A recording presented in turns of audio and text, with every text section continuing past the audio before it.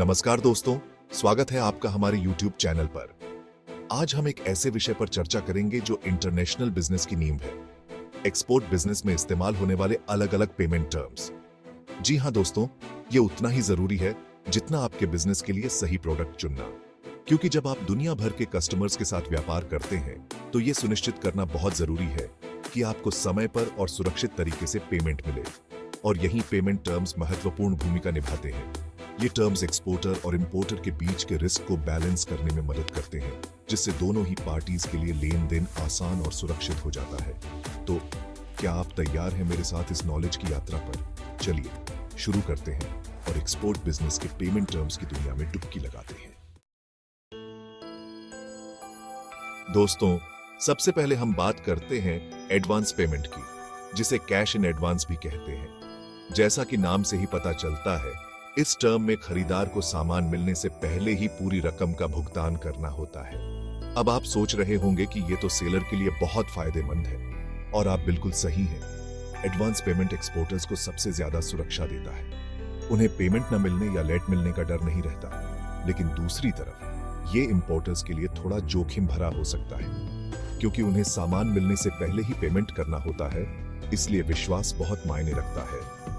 आमतौर पर नए बिजनेस रिश्तों में या महंगे सामान के लिए एडवांस पेमेंट का इस्तेमाल होता है। इससे सेलर को यह भरोसा होता है कि खरीदार गंभीर है और डील पूरी होगी। हालांकि इंपोर्टर्स को भी सावधान रहना चाहिए। उन्हें यह सुनिश्चित करना चाहिए कि सेलर भरोसेमंद हो और सामान की क्वालिटी और समय पर डिलीवरी की गारंटी हो। इसके लिए वे सेलर के बारे में पता कर सकते हैं, उनके पुराने कस्टमर्स से राय ले सकते हैं और एक मजबूत कॉन्ट्रैक्ट बना सकते हैं जो दोनों पक्षों के हितों की रक्षा करे। याद रखें दोस्तों, बिजनेस में विश्वास कमाना पड़ता है और एडवांस पेमेंट उस विश्वास का एक सबूत है।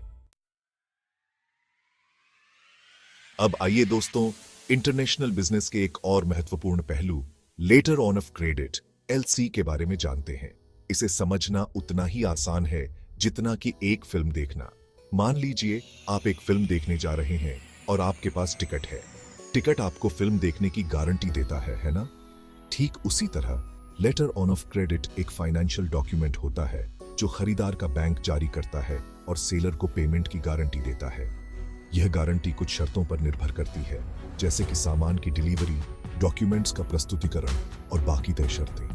अगर सेलर इन सभी शर्तों को पूरा करता है तो बैंक को पेमेंट करना ही होगा। लेटर ऑन ऑफ क्रेडिट दोनों पक्षों यानी एक्सपोर्टर और इंपोर्टर को बहुत सुरक्षा देता है। एक्सपोर्टर को यह भरोसा रहता है कि अगर वो सभी शर्तें पूरी करते हैं तो उन्हें पेमेंट जरूर मिलेगा। वहीं इंपोर्टर को यह संतुष्टि रहती है कि उन्हें पेमेंट तभी करना होगा जब सेलर ने कॉन्ट्रैक्ट के हिसाब से सामान भेज दिया हो।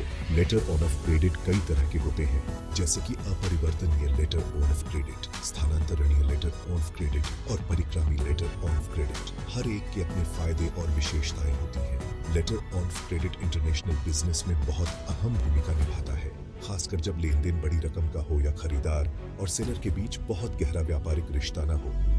यह लेन देन को आसान और सुरक्षित बनाता है, जिससे दोनों पक्ष बेफिक्र होकर व्यापार कर सकते हैं।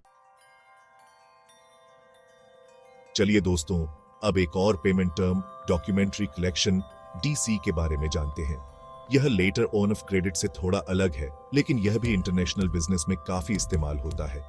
डॉक्यूमेंट्री कलेक्शन में बैंक एक बिचौलिए की तरह काम करता है। सेलर अपने बैंक को शिपिंग डॉक्यूमेंट्स देता है, जो फिर खरीदार के बैंक को भेजे जाते हैं। खरीदार को ये डॉक्यूमेंट्स तभी मिलते हैं जब वह पेमेंट कर देता है या पेमेंट करने का वादा करता है। इन डॉक्यूमेंट्स के बदले में ही खरीदार को सामान का मालिकाना हक मिलता है। Documentary collection letter on of credit से सस्ता होता है, लेकिन उतना सुरक्षित नहीं होता, क्योंकि इसमें बैंक पेमेंट की गारंटी नहीं देता। इसलिए सेलर के लिए पेमेंट न मिलने का जोखिम बना रहता है। हालांकि यह इंपोर्टर्स के लिए फायदेमंद हो सकता है, क्योंकि उन्हें सामान मिलने से पहले पेमेंट नहीं करना होता। इससे उनका कैश फ्लो बेहतर बना रहता है। डॉक्यूमेंट्री कलेक्शन दो तरह का होता है, डॉक्यूमेंट्स अगेंस्ट पेमेंट (DP) और documents against acceptance (DA). DP में खरीदार को डॉक्यूमेंट्स तभी मिलते हैं जब वह पेमेंट कर देता है, जबकि डीए में खरीदार को पेमेंट करने के लिए एक निश्चित समय दिया जाता है। यह पेमेंट टर्म उन मामलों में सही हो सकता है जहां खरीदार और सेलर के बीच अच्छे व्यापारिक संबंध हों और जोखिम कम हो। और अब दोस्तों बात करते हैं ओपन अकाउंट की। यह एक ऐसा पेमेंट टर्म है जो पूरी तरह से भरोसे और पुराने व्यापारिक रिश्तों पर निर्भर करता है। इसमें क्या होता है? सेलर सामान भेजता है और खरीदार को इनवॉइस भेज देता है। अब खरीदार को एक निश्चित समय के अंदर, आमतौर पर 30, 60 या 90 दिनों में पेमेंट करना होता है।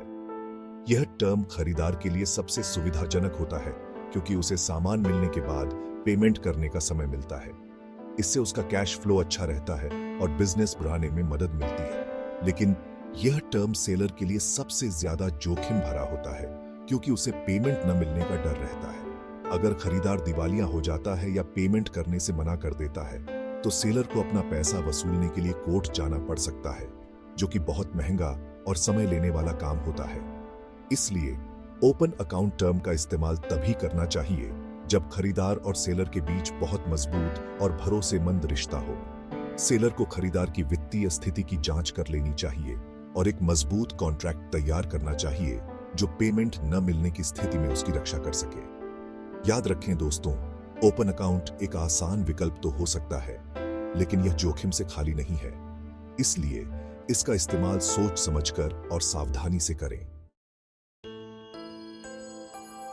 दोस्तों, कभी सुना है बिक्री पर कमीशन के बारे में?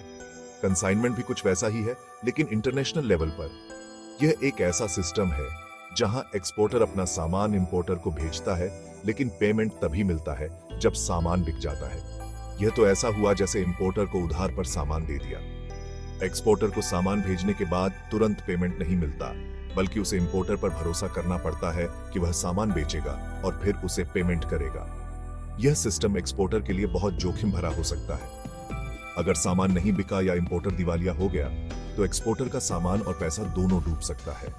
हालांकि यह इंपोर्टर के लिए बहुत फायदेमंद हो सकता है। उसे पहले से पैसा नहीं लगाना पड़ता और वह केवल उसी सामान का पेमेंट करता है जो वह बेचता है। इससे उसका कैश फ्लो अच्छा रहता है और जोखिम कम होता है। कंसाइनमेंट का इस्तेमाल आमतौर पर तब होता है जब एक्सपोर्टर और इंपोर्टर के बीच बहुत अच्छा और भरोसेमंद रिश्ता हो। यह उन प्रोडक्ट्स के लिए भी सही हो सकता है जिनकी डिमांड पक्की न हो या जिन्हें बेचने में समय लगता है। एक्सपोर्टर को कंसाइनमेंट सिस्टम में जाने से पहले सभी जोखिमों और फायदों पर ध्यान से विचार कर लेना चाहिए। उसे एक मजबूत कॉन्ट्रैक्ट तैयार करना चाहिए जो उसके हितों की रक्षा करे और सामान के मालिकाना हक, पेमेंट की शर्तों और जोखिम के बंटवारे को साफ साफ लिखा हो। दोस्तों, अब हम एक ऐसे पेमेंट टर्म के बारे में जानेंगे जो डॉक्यूमेंट्री कलेक्शन का ही एक प्रकार है, लेकिन थोड़ा अलग तरीके से काम करता है। इसे कहते हैं डॉक्यूमेंट्स अगेंस्ट पेमेंट, डीपी। यह टर्म भी बैंकों को बिचौलिए के रूप में इस्तेमाल करता है, लेकिन इसमें थोड़ी ज्यादा सुरक्षा होती है डीए के मुकाबले। यहां पर एक्सपोर्टर अपने बैंक को हिदायत देता है कि वो शिपिंग डॉक्यूमेंट्स खरीदार को तभी दे जब खरीदार ने पूरा पेमेंट कर दिया हो। इसका मतलब है कि खरीदार को सामान हाथ में लेने से पहले ही पेमेंट करना होगा। वो डॉक्यूमेंट्स के बदले ही सामान ले पाएगा और वो डॉक्यूमेंट्स उसे तभी मिलेंगे जब उसने पूरी रकम चुका दी होगी। यह टर्म एक्सपोर्टर के लिए ज्यादा सुरक्षित माना जाता है क्योंकि उसे ये विश्वास रहता है कि उसे पेमेंट मिले बिना खरीदार सामान नहीं ले पाएगा। हालांकि यह इंपोर्टर के लिए थोड़ा जोखिम भरा हो सकता है क्योंकि उसे सामान देखे बिना ही पेमेंट करना पड़ रहा है।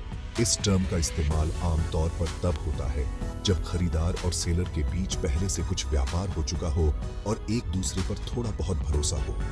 यह उन मामलों में भी सही हो सकता है जहां सामान का मूल्य ज्यादा न हो और जोखिम कम हो। डीपी टर्म का इस्तेमाल करते समय एक्सपोर्टर और इंपोर्टर दोनों को ही सभी शर्तों और नियमों को अच्छे से समझ लेना चाहिए। उन्हें अपने अपने बैंकों से भी सभी प्रक्रियाओं और डॉक्यूमेंट्स के बारे में पूरी जानकारी ले लेनी चाहिए ताकि लेन देन बिना किसी परेशानी के पूरा हो सके। तो दोस्तों, ये थे एक्सपोर्ट बिजनेस में इस्तेमाल होने वाले कुछ मुख्य पेमेंट टर्म्स। हर टर्म के अपने फायदे और नुकसान होते हैं और सही टर्म का चुनाव आपके बिजनेस की जरूरतों और जोखिम उठाने की क्षमता पर निर्भर करता है। याद रखें, इंटरनेशनल बिजनेस में सफलता की कुंजी है सही जानकारी और तैयारी। अपने बिजनेस को नई ऊंचाइयों पर ले जाने के लिए इन पेमेंट टर्म्स को समझें और अपने लिए सबसे उपयुक्त टर्म का चुनाव करें। उम्मीद है आपको ये जानकारी पसंद आई होगी। अगर आपके कोई प्रश्न हैं तो नीचे कमेंट करें और हमारे चैनल को सब्सक्राइब करना न भूलें। धन्यवाद।